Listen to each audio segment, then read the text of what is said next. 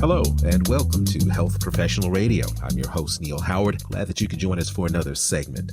We're going to be speaking with Dr. Sapna McManus in this segment. She's Head of Patient Inclusion and Health Equity in Genentech's Chief Diversity Office. She's going to talk about some key insights from the company's latest D&I report, D&I in Biotech, STEM, and some progress overall for women and BIPOC employees. Welcome to Health Professional Radio, Dr. McManus. Thank you so much for joining us this morning. Thank you so much. Good morning, and it's great to meet you by this way. I'm Sapna McManus, and I'm with Genentech. My current role is as the head of patient inclusion and health equity with Genentech within our Chief Diversity Office. I am a physician by training, and I've been with our organization for about 15 years. All of those years primarily spent in medical affairs and really digging into some health equity issues within the landscape of care that we have in the United States. Who does the diversity office benefit?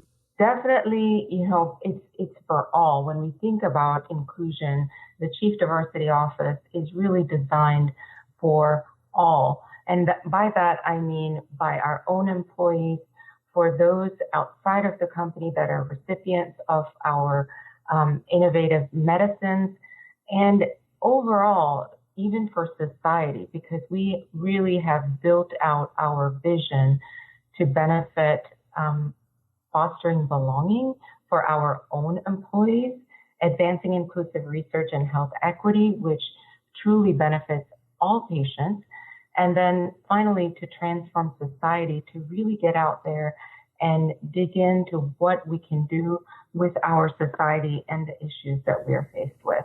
That's a daunting task, it would seem, especially in today's climate. But in view of history, what's different about today that you feel that inclusivity will be more accepted? Yes, so we have taken action to address issues like gender and race representation within our organization. And there are clearly documented inequities in clinical research.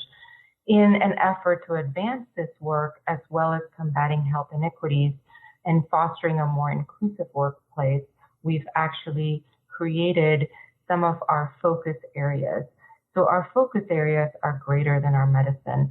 It's really about serving society.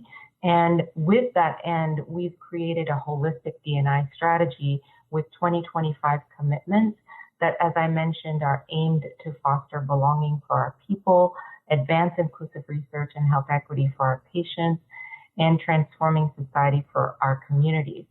Through that, we're thinking through things like establishing best practices in the industry that can be leveraged across other parts of the industry to help achieve health equity for all, diversifying our supplier network, for example, on the equitable care that we're giving our patients to an inclusive environment we can foster for our colleagues. And then really welcoming the diversity of our current and future employees. So there are a lot of different ventures that we are thinking about, and those are just a few towards our 2025 commitments. Is education the key to diversity and inclusion? You recently released your diversity and inclusion report, as you said, the 2025 D&I commitments. Does it talk about deliberate bias as opposed to simply not understanding culture or having been educated erroneously? I think that, we are continuing our efforts to dismantle systemic racism and other barriers to economic opportunity. Education is one component of that. And we want to foster careers in healthcare, as well as what I'm particularly passionate about is with STEM education. Part of that is we measure what we treasure. And so we're really looking at our goals of where we spend our money. We've hit currently $879 million of our $1 billion goal on our external spend to diverse-owned suppliers. That's actually a nearly 20% increase in our spend since 2020. These are some ways that we create and open up opportunities with education, with careers, with mentoring, and other types of efforts for historically underrepresented and excluded communities. Do you find much surprise when people attend diversity training and diversity classes? Do you find that there are many people who just did not understand or did not know some of these barriers existed? We definitely find a wide variety and a mix of reactions as well as discussions. And as part of our fostering belonging goal, we do encourage a lot of those discussions and learning journeys. We also have a number of learning offerings for our employees across the spectrum, whether they are individual contributors or managers or directors, to really bring all of us along in this journey and to help all of us to dialogue and continue in this journey.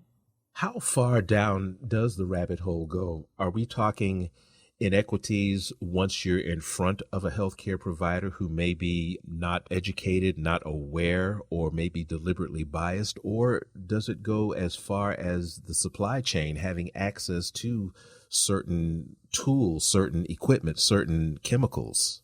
Well, I think, we are a science and evidence-based company. And so the data is really what speaks for itself. We cannot refute the fact that America and the demographic is changing.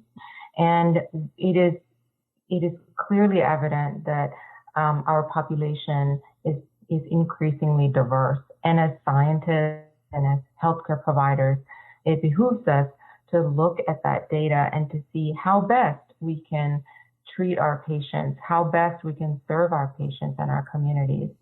And with that discussion, we often share demographics of the data of how disease is changing in America, how we've all been affected by the pandemic, how the vast majority of our genomic data still remains Caucasian, and how the vast majority of patients continue to not be included in clinical trials when they are patients of color.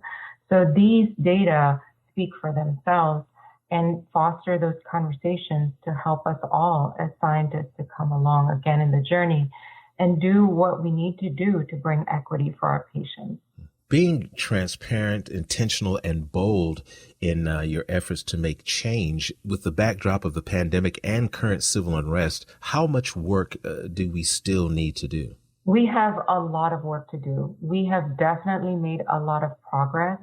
Within that progress, I would like to outline that we have a couple of different initiatives. For example, we have partnered with 4 oncology trial sites in demographic areas that are diverse, serving diverse communities, to conduct oncology clinical trials, specifically focused on recruiting and retaining and providing access to those historically underrepresented communities that I mentioned earlier. We also have partnered with an external council of diverse physicians and advisors to help us and guide us on what are the best strategies for inclusive research and what we should thought partner with them on. We're also looking to advance health equity outside of inclusive research by improving health literacy, creating culturally relevant education materials, and creating opportunities for patients and providers. So all of these efforts are work that is underway, but it doesn't mean it's all inclusive. It means that we just need to continue working in this space and building thought partnership and continuing to make progress. Doctor, give us a website where we can learn more. I suggest starting with gene.com and then working your way through. You can search through to our D&I annual report, which is fairly exhaustive on our 2025 commitment. And gene.com is spelled GENE.com, correct, Doctor? That's correct, Neil. Well, it's been a pleasure speaking with you. Thank you so much for joining us this morning and giving us this information. It's been a pleasure. Likewise. Thank you. You've been listening to Health Professional Radio. I'm your host, Neil Howard, in conversation with Dr. Sapna McManus.